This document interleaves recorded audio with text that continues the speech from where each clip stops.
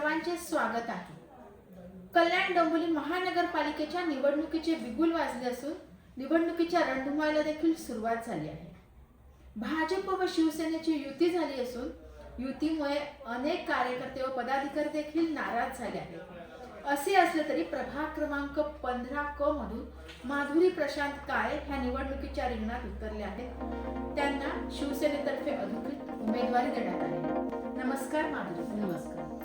बरं, काय कसं वाटतंय? एक तुम्ही टप्पा जिंकला आहात, आज तुम्ही उमेदवारी अर्ज देखील भरला आहात, काय कसं वाटतंय? पुन्हा एकदा प्रभागातील लोकांची सेवा करण्याची संधी मिळते, त्याबद्दल पक्षाचे मी आभार मानेन की त्यांनी आम्ही केलेल्या प्रशांत काळे आणि आम्ही केलेल्या कार्याची दखल घेतली, समाजसेवेची दखल घेतली आणि पुन्हा मला एकदा पक्षाने न्याय दिला आणि मला सेवा करायची संधी दिली। त्याबद्दल मी आमचे पक्षश्रेष्ठी, आमचे माजी मुख्यमंत्री आणि आताचे उपमुख्यमंत्री, आमचे सर्वांचे लाडके माननीय एकनाथजी शिंदे साहेब यांचे आभार मानेन आणि त्याचबरोबर आमच्या पक्षाचे खासदार, कल्याण लोकसभेचे खासदार माननीय श्रीकांतजी शिंदे त्यांचेही मी या ठिकाणी आभार व्यक्त करेन। बरं, एक तुम्ही उच्च शिक्षित आहात आणि उच्च शिक्षित असून एक माजी नगरसेविका पण आहात, तुम्हाला तुमच्या प्रभागाची एक माहिती पण आहे। तुम्हाला तुमचा प्रभाग कसा वाटतो? पाहिजे तेवढा विकास झालाय असं तुम्हाला वाटतं का? पाहिजे तेवढा विकास असा कधीच होत नाही, कारण नव्याने बांधकाम चालू असतं। कारण आम्ही जेव्हा सुरुवात केली ती शून्यातून सुरुवात केलेली आहे। कारण ना इथे रस्ते होते, ना प्रभागामध्ये पाण्याची पुरेशी व्यवस्था होती, सांडपाणी निचरा होण्याची पुरेशी व्यवस्था नव्हती, सगळं मेस होता, अव्यवस्थितपणा होता, स्वच्छतेचा अभाव होता। या सगळ्या गोष्टींमधून आम्ही सुरुवात केली। स्ट्रीट लाईट, पाणी, गटर, या सगळ्या गोष्टी आम्ही पुन्हा एकदा म्हणजे नव्याने त्या ठिकाणी निर्माण केलेल्या आहेत, व्यवस्थित करण्याचा प्रयत्न केलेला आहे आणि त्यामुळे पूर्ण विकास असं कधीच होत नाही आणि जो असं मानतो तोच विकास करण्यासाठी धडपडत असतो असं मानलं पाहिजे। कोरोना काळात सुद्धा आम्ही भरपूर असं लोकांना हे केलेले, पण आम्ही एक केलं की सोशल मीडियाचा वापर कुठेच केला नाही, फोटो फ्लॅश करत राहिलो नाही, कारण एवढीशी दिलेली मदत लोकांना 1.5 वर्ष पुरणार नव्हती, त्यामुळे आम्ही करत गेलो, पण फोटो मात्र हे केले नाही की एवढंसं दिल्याने लोकांचं त्या ठिकाणी 1.5 वर्ष निघणार नव्हतं आणि त्यांना कुठेतरी असं वाईट वाटेल असं आम्ही कुठेच केलं नाही। बरं, तर ही सगळं करत असताना असं एक वाटतं की नाही हे काम झालं असतं अजून तर बरं झालं असतं, असे राहिलेत ना। रस्ता अपूर्ण राहिलेला आहे, जो डीपी रोड आहे, 2 डीपी रोड आमचे अपूर्ण राहिलेले आहेत। एक ह्याला कनेक्ट होतो 100 फुटीला आणि एक इथे विजयनगर ते आमराई हा एक रोड आहे जो अजून अर्धवट आहे आणि दुसरा त्या ठिकाणी जो 100 फुटीला जातो तिसगाव पाडा, म्हणजे सम्राट अशोक स्कूल पुनालिंग रोड ते सम्राट अशोक स्कूल ते तिसगाव पाडा ते 100 फुटी असा तो एक रोड आहे। हे 2 रस्ते आमचे डीपी रोड अपूर्ण राहिलेले, कारण त्याच्यामध्ये एन्क्रोचमेंट आहे, इनलिगल कन्स्ट्रक्शन्स आहेत आणि ते डेमॉलिश करून त्या ठिकाणच्या लोकांना दुसरीकडे त्यांचं पुनर्वसन करून ह्या सगळ्या गोष्टी त्याच्यामध्ये आहेत। त्यामध्ये आता मधले हे 5 वर्ष आपले विदाउट याचे गेले, आपण काळजी सरकार आपण फक्त कामं करत राहिलो, दुसरीकडून निधी आणला आणि त्याच्यातून कामं करत राहिलो, त्यामुळे प्रभागातील नागरिकांना असं कुठेही वाटत नाही की हे 5 वर्ष नगरसेवक नव्हते। एवढी कामं साधारणतः तुम्ही हो, चालू आहे। बरं, आता एक प्रशांत दादा काळे आणि माधुरी ताई, तर तुमच्या माध्यमातून एक सामाजिक किंवा राजकीय वाटचाल तुमची कशी राहिली?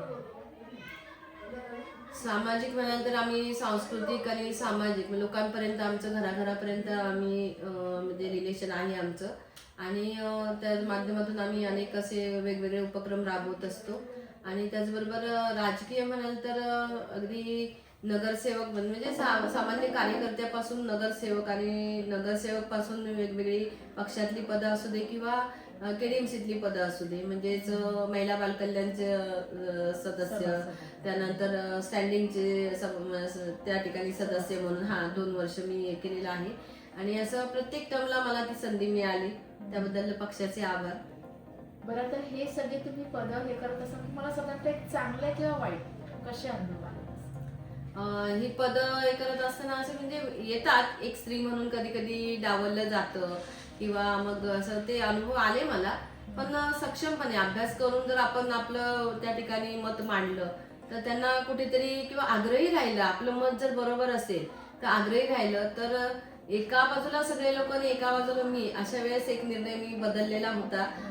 एक अधिकाऱ्याच्या बाबतीत ते सगळ्यांना माहिती आहे. हा झालंय, त्यांना शेवटी तो निर्णय घ्यावा लागला. मग वेगळ्या पद्धतीने त्याचा निर्णय झाला, पण मी आग्रही राहिले. म्हणजे आपला अभ्यास जर बरोबर असेल, आपण जर मनापासून एखादी गोष्ट त्या ठिकाणी सभागृहाच्या समोर मांडली लोकांच्या कल्याणाची, लोकांच्या भल्याची, तर त्या ठिकाणी निर्णय बदलता येऊ शकतात. मग स्त्री म्हणून आपण त्या ठिकाणी कमी पडत नाही, हे त्या ठिकाणी मी सिद्ध केलं किंवा मला त्याची जाणीव झाली.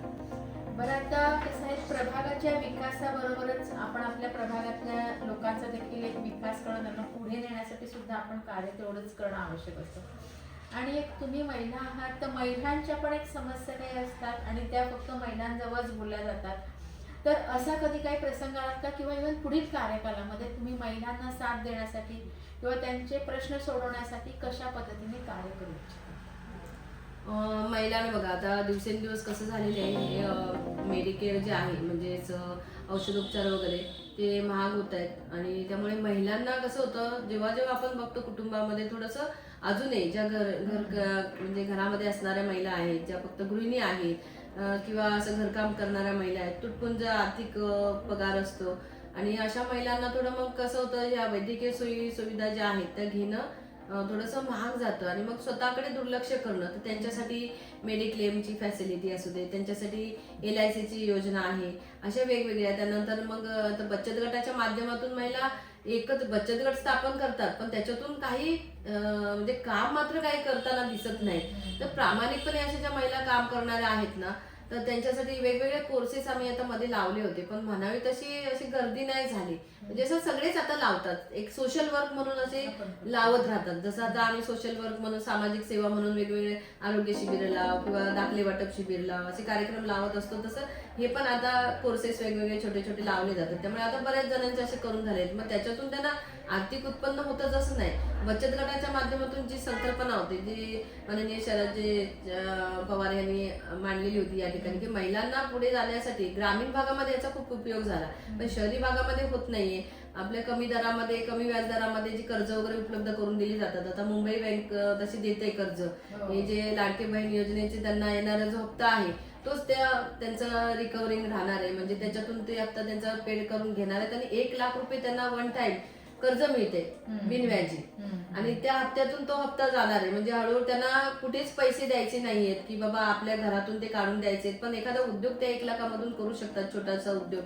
तर असं मार्गदर्शन मी त्यानंतर ठेवणार आहे की महिलांना त्याच्यातून रोजगार उपलब्ध होईल. कुठेतरी समजा वेगवेगळे जे पदार्थ असतात सगळ्या गृहिणींना शक्य नसतं, तर मला दिवाळीचं म्हणजे फराळ बनवणं शक्य नाहीये. जर चांगली क्वालिटी मिळाली तर मी तिथून घेते, टेस्ट करायचं आणि तिथून घ्यायचं. तर असे छोटे छोटे उद्योग त्या घरगुती करू शकतात घरातल्या घरात. जर त्याच्यासाठी जास्त काही भांडवल पण लागत नाही किंवा त्याला वेगळी जागाही लागत नाही. जर उद्योग वाढला तर गाळा घेऊन सगळ्यांनी एकत्र येऊन असं एक ग्रुप करून ते करू शकतात. असं मी त्यांना नंतर प्रशिक्षण देऊन हे असं करणार आहे. म्हणजे आधी त्यांच्या मनावर बिंबवावं लागेल की हे एक तुम्ही करू शकता किंवा असं केलं तर याच्यातून तुम्हाला रोजगार उपलब्ध होईल. बरं माधुताई, आता कसं आहे की सध्याचं पर्व हे विकासाचं आहे. विकासाच्या दृष्टीने वाटचाल सुरू आहे आणि प्रभागाचा विकास झाला की आपोआप शहराचा विकास होतो. तर आपल्या प्रभागाचा जास्तीत जास्त विकास होण्यासाठी, म्हणजे सध्या पाणी, लाईट, गटार हा विषय तर आहेच, पण ह्याच्या व्यतिरिक्त आपल्याला असं काय करता येऊ शकेल की जेणेकरून आपल्या प्रभागाचा जास्तीत जास्त विकास होईल? आमचं एक विजयनगर गवळीनगर फेडरेशन आहे की ज्याचा आम्ही 10 वर्ष लढा. आम्ही म्हणजे प्रशांत काळ्यांनी ते फेडरेशन या ठिकाणचे जे नागरिक आहेत, फेडरेशनचे जे पदाधिकारी, म्हणजे फेडरेशन बनवलं त्यामध्ये जे नागरिक आहेत, त्यामधले पदाधिकारी आहेत, यांच्या सहकार्याने त्या ठिकाणी आज डेव्हलपमेंट चालू आहे. क्रीडा संकुलाची निर्मिती चालू आहे. तर ते नागरिकांना, जसं डोंबिवलीला आहे जलतरण तलाव आहे किंवा त्या ठिकाणी स्पोर्ट्स कॉम्प्लेक्स आहे, तसं आम्ही एक छोटासा स्पोर्ट्स कॉम्प्लेक्स तयार करणार आहोत. या ठिकाणच्या भावी पिढीला, या ठिकाणच्या ज्येष्ठ नागरिकांना त्या ठिकाणी विरंगुळ्याचे साधन मिळेल. त्या ठिकाणी क्रीडांगण असेल, त्या ठिकाणी इंडोर गेम्स असतील आणि पुढच्या पिढीला जे आता छोटे आहेत किंवा किशोरवयीन आहेत, युवा आहेत, त्या ठिकाणी त्यांना व्यायाम म्हणा, त्यानंतर खेळ म्हणा, या सगळ्या त्या ठिकाणी उपलब्ध करून देणार. ते आमचं एक स्वप्न आहे की हे आपण त्यांना द्यायचं आहे. त्यानंतर गार्डन आहे, ते रिझर्वेशन आम्ही एक हे केलेलं आहे, त्याचं रिझर्वेशन त्या ठिकाणी डेव्हलप केलं गार्डनचं. आणि प्रत्येक रिझर्वेशन जे आहे ते डेव्हलप करताना खूप प्रचंड त्रास झाला. या ठिकाणच्या बिल्डर लॉबी विरुद्ध लढावं लागलं. प्रचंड मानसिक आणि त्याचबरोबर म्हणजे आर्थिकही त्रास होतो आणि याच्यातून मार्ग काढत आम्ही ते करतोय. बरं, तर तुम्हाला काय वाटतं पुढील कार्यकालामध्ये तुमचा मतदार राजा तुम्हाला कितपत साथ देईल? मतदारांना जाणीव आहे की आपल्याला एक सुशिक्षित उमेदवार लाभलेला आहे, सुशिक्षित नगरसेवक लाभला तर किती विकास होऊ शकतो हे लोकांना कळलेलं आहे, लोकांना त्याची जाणीव आहे आणि म्हणून लोकांचा उत्स्फूर्त असा प्रतिसाद मला आहे. लोक म्हणतात काही झालं तरी आम्ही तुमच्यासोबतच राहणार, आम्ही तुम्हालाच निवडून देणार आणि तुम्हीच आम्हाला हव्यात, ही लोकांची प्रतिक्रिया आहे. कारण मी जवळजवळ 1 वॉर्ड कव्हर केला, 2 वॉर्डातला थोडा थोडा असा भाग हे केला, तर त्यावेळेस मला त्याची म्हणजे खूप जाणीव झाली. मला खूप असं फील झालं की लोकांना दुसरं काही नको असतं, लोकांना विकास हवा असतो, लोकांना साध्या साध्या बेसिक गोष्टी हव्या असतात की ज्या त्यांना चालण्यासाठी रस्ता हवा असतो, त्यांना सांडपाण्याची निचरा व्यवस्था हवी असते, त्यांना पाणी हवं असतं, पिण्यासाठी शुद्ध पाणी हवं असतं. जे गटारातलं पाणी मिश्रित पाणी पित होते ते अक्षरशः माझ्याकडे व्हिडिओ आहेत की बोलताना बायका रडल्या आहेत की आम्हाला तुम्ही दिलं हे, त्याची आम्ही जाणीव ठेवू. म्हणजे हेच माझ्यासाठी मोठं समाधान आहे, हा माझा विजय आहे. खरोखरच म्हणजे इव्हन मतदारांच्या काही खूप मोठ्या अपेक्षा अशा नसतात. पाणी पाहिजे असतं त्यांना, गटार रस्ते स्वच्छ पाहिजे असतात, एवढ्या माफक अपेक्षा खरं त्यांच्या अपेक्षा असतात आणि त्या अपेक्षा आपण पूर्ण करणं देखील तेवढंच आपलं आवश्यक असतं. बरं, आता 15 जानेवारी रोजी मतदान होत आहे कल्याण डोंबिवलीच्या. तुम्ही मतदार राजांना काय आव्हान कराल? मतदार राजांना मी एवढंच आवाहन करेन की आपण सुज्ञ आहात, सुशिक्षित आणि त्याचबरोबर कार्यतत्पर. तुमचे फोन 24 तास उचलणारा नगरसेवक तुम्ही निवडा. उद्या तुम्ही आज आमिषाला बळी पडलात तर उद्या तुम्हाला कोणत्या पद्धतीने वागवलं जाईल याचा विचार आजच केला पाहिजे. कारण असं झालेलं आहे, तर याची मतदार राजाने जाणीव ठेवायची आहे की आपल्याला कोण उपयोगी पडतं वेळेला. तुमच्यामधला जर सर्वसामान्य नगरसेवक असेल तर तो नक्कीच तुमचं दखल घेतो, तुमच्या ज्या समस्या असतात, कारण त्या समस्या त्यानेही भोगलेल्या असतात आणि म्हणून त्याला जाणीव असते. कारण मी चालताना रस्त्यावरूनच चालते, मी जास्त गाडी यूज करत नाही आणि त्यामुळे मला माहिती आहे की गटरच्या पाण्यामधून चालताना किती त्रास होतो.